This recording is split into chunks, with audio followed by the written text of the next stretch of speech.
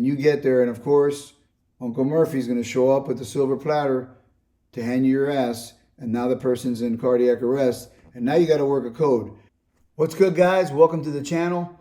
If you're new here, I've been a first responder now for 30 years, just over 30 years. I started in police and I moved on to fire rescue.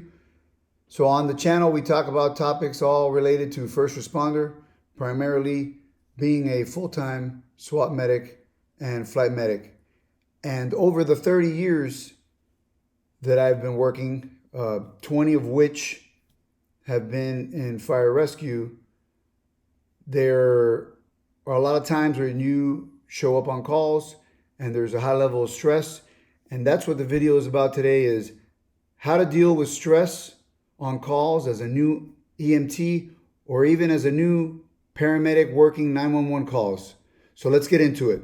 So like I said, in this week's video, I want to talk about managing stress on calls in the street. So I've been on fire rescue now a little bit over 20 years, but I remember, believe it or not, way back, what it was like to be in your shoes right now, getting out of EMT school or getting on a department as a paramedic and you didn't really have much experience. And I remember way back, we used to have, when the recall went off, there was a dot matrix printer that used to go off right before the recall klaxon went off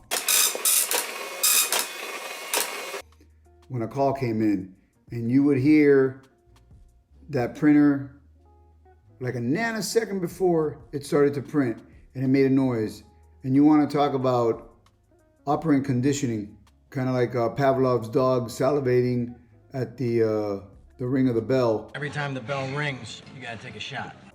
Every time that thing went off, my heart skipped a beat because I was new. You know, I had just come from police, and I was still getting my wherewithal as being an EMT, because I started out EMT and then obviously eventually went to paramedic school.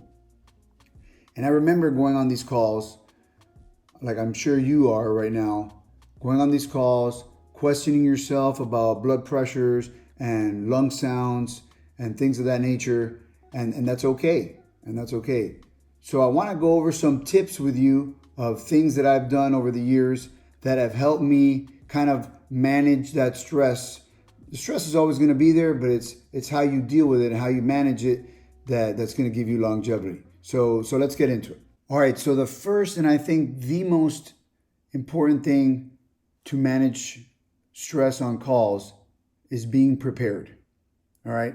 And there's many facets of being prepared, but I would tell you that coming in the morning when you first get to work and checking out your truck, whatever truck you're going to be on, whether it's a fire truck, an ambulance, whatever you're responsible for, know that truck backwards and forwards. The last thing you want to do, whether you're pulling up on a fire or you're putting up on a trauma alert, multi-vehicle crash, a shooting, whatever, is that you're going around the truck like a chicken with their head cut off and you don't know where something is at. If you're on an ambulance and it's terrible when you pull out your med box, your airway, and you get on the scene and somebody asks for something and you're opening pouches, you're opening all kinds of zippers, and you don't know where what they're asking you for is. You want to talk about being stressed out?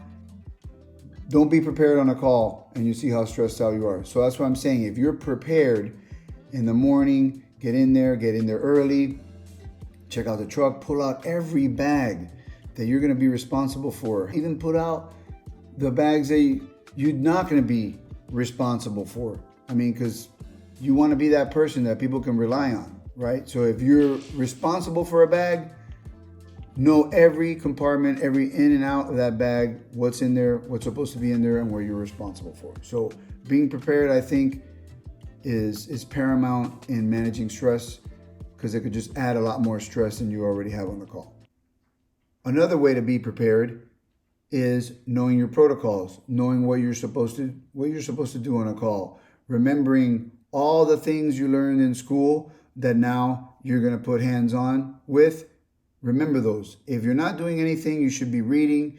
You should be furthering your education. Always be learning. Always be reading something in your craft. Be a master at your craft, okay? Because people's lives depend on it.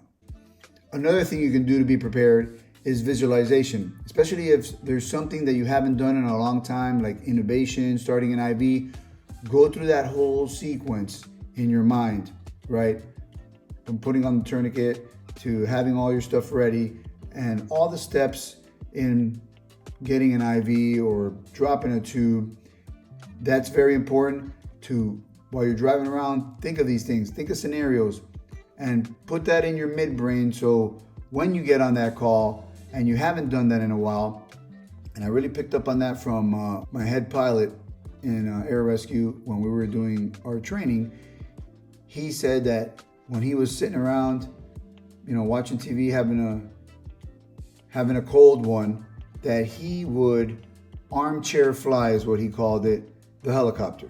And he would go into a hoist and everything that he would do for a hoist. And he said that for us, that would probably be a good idea to do when we were learning the whole hoist evolution, getting my partner to the door. Okay, I'm making sure he's on the talon, things of that nature, right? So I'm gonna go through the steps in my mind, even if I'm sitting around on the recliner at work or if I'm driving around town. I'm gonna go through these things in my mind so that I may not do it every day, but when it comes time to do it, it's in my midbrain and I remember. There was even a study done by a scientist that connected a skier to a machine and asked him to imagine that he was skiing down a slope. And the discovery was that even though the skier was not skiing down the slope and he wasn't even moving, the exact same muscles were triggered just by the visualization of the event. So it's very profound and it works. And I've used it over the years, and I suggest that, especially being new in the field, being a new first responder, EMT, paramedic, cop, firefighter, whatever, if you're pulling a jump line, if you're connecting to a hydrant, you're a driver, go through all those evolutions in your mind and always have those stacked in there so that the day it comes up, it's there for you to recall it. Open your mind. So there's a good book, it's called With Winning in Mind, and it talks about this exact same thing, visualization. And I'm going to put it up here somewhere. And he talks about, he was a Olympic shooter and he used a lot of visualization in between events to keep his chops up. And he talks about that 90% of everything is mental, right? And a lot of the high performing athletes, all of your elite athletes, they use this method. I started visualizing at like 13, 14. To stay in the game and to stay up to speed with their sport. So visualization, I can't say enough about it. Obviously I beat the dead horse, so I'm gonna move on to the next one. All right, the other thing I can tell you is being mindful. And what do I mean by that? Is when you're on the call, be on the call. Like it could be a terrible call, and a lot of the calls that we run are pretty terrible. But I could tell you, like, being mindful is being in the moment. What are you doing to save this person's life? Okay. What are the things that we need to do? Don't start letting your mind drift off at the wife that's sitting there while this person's in cardiac arrest and, oh my God, the poor lady, she's going to be so sad. This is terrible, because you'll drift off. Okay. And there's going to be plenty of time. Trust me, there's going to be plenty of years for these calls, for you to process them and talk about them, and you need to be present in the moment, and that's going to help you if you're just thinking about the job and Doing the job. you're thinking about what we need to do and not really drift off into that realm. It's going to help you manage the stress, because you don't want to put any more emotional stress on top of you while you're already in a stressful situation. Now, the next thing is tactical breathing.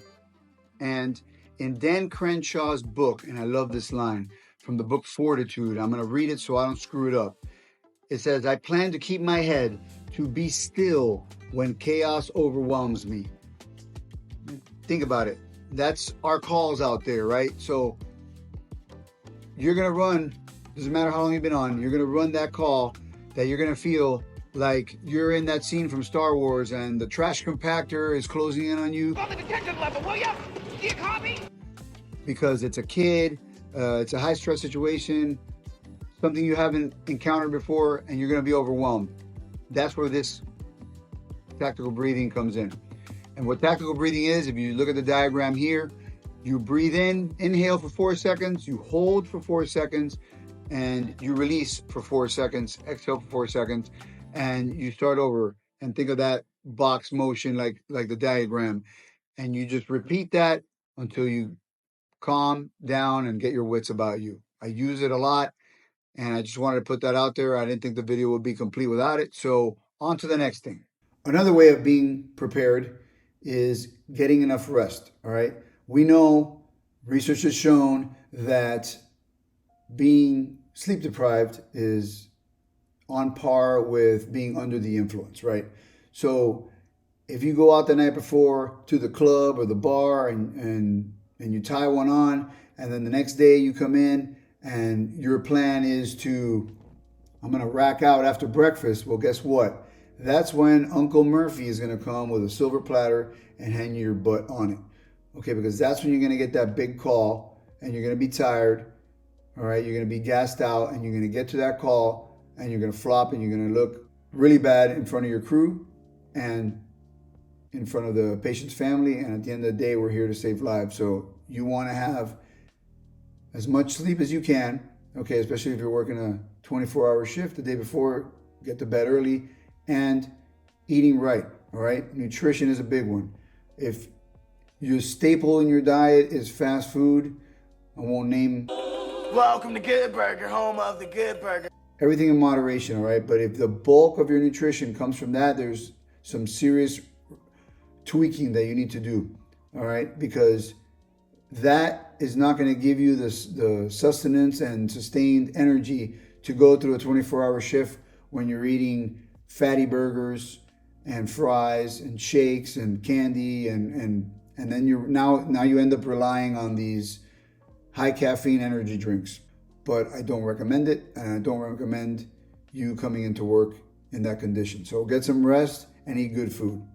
All right, the other thing that I think is super helpful at managing stress on calls is venting about the call. When you get back, or even in the truck on the way back, it's okay, man. Like, bro, that call was like, you know, that poor person. Now is when you can bring the emotions in and talk about it, okay? Because that's the time the whole crew needs to talk about it, because everybody was there, right? Whether it's 3 or 4 in the crew, everybody was there and experienced that call, and we all process things differently. So, like I said, I've said in other videos, you're gonna work with people that just brush that off. I mean, you know, we can go various ways with that. I mean, do they really care about the job? I mean, does it really affect them? Or some people just get affected more than others, and that's just reality, right? But when we get into that truck, now is the time when you can off-gas that, or when you get back to the station or wherever it is that you go over a meal, which I think that's the time at the station that we do it the most. We are lucky enough to have breakfast, lunch, and dinner together most times, you know, together.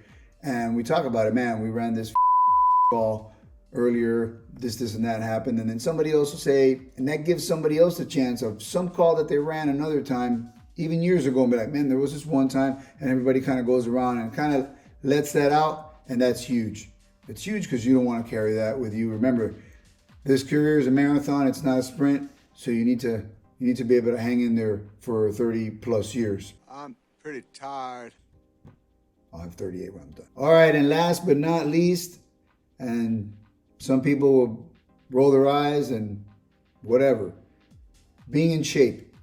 All right, the better shape you're in, the better you're going to be able to be resilient to stress. If you have to get on the scene and you pull up, and of course, you know, Murphy, the elevator doesn't work, and the call's on the 6th floor, and you have to hump all your medical gear up the stairs, and you're out of shape, and you get there, and of course, Uncle Murphy's going to show up with the silver platter to hand you your ass, and now the person's in cardiac arrest, and now you got to work a code.